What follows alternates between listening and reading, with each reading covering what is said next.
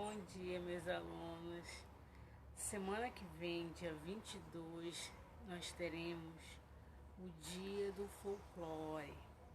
Então, para a gente comemorar essa data, já que a gente está em casa, eu tenho uma proposta para fazer. Dia 22 é terça-feira.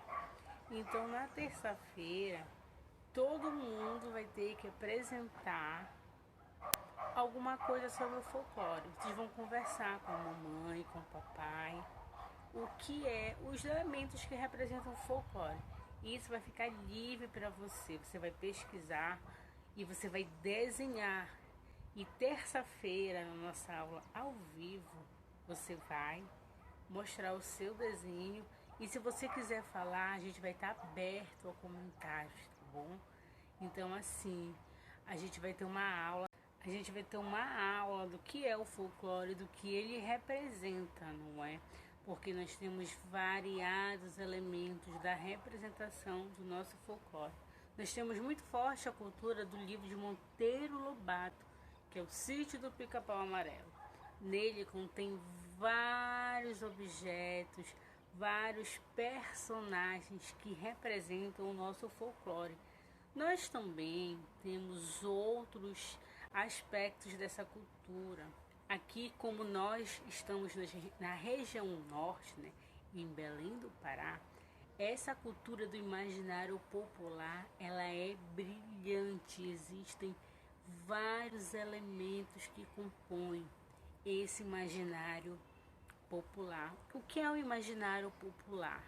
Aqui na nossa região, geralmente esse imaginário popular são histórias.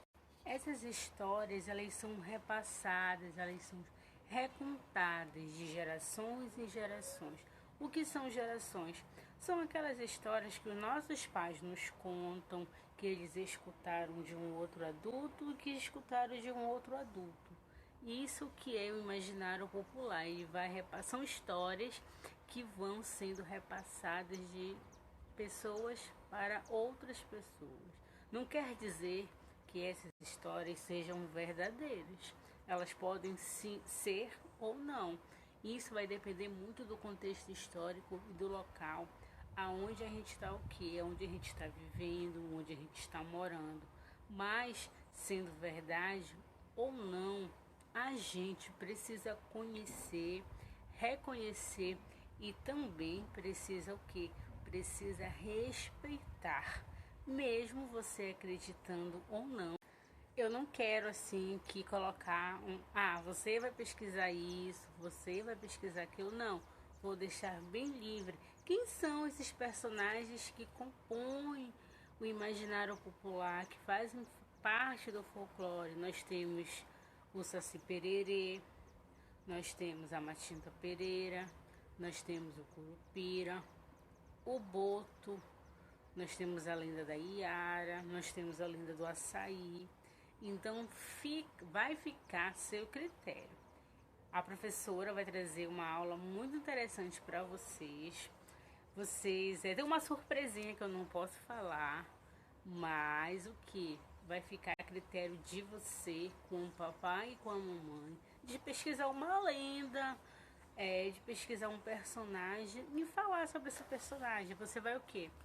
Você vai pegar o seu caderno de escrever. Estou com um livro aqui, mas você, no caso, sua mãe, seu pai, vai sentar com você e vai explicar. Vai escolher uma lenda junto com vocês.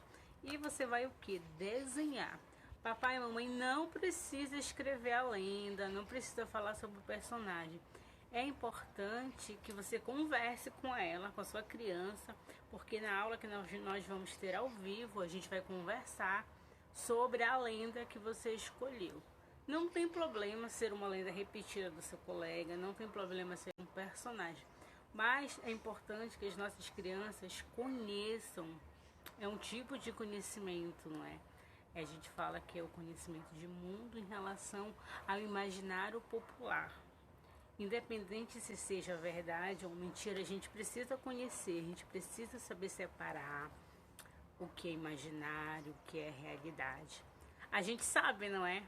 Nós adultos já sabemos se é verdade ou não, mas a gente precisa que as nossas crianças tenham esse conhecimento.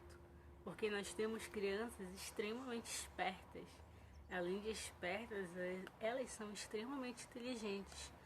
A gente percebe que as crianças de vocês, elas conversam. Há um diálogo com as famílias. Isso é importante a gente conversar com as crianças. Que hoje a geração das crianças de hoje são extremamente tecnológicas.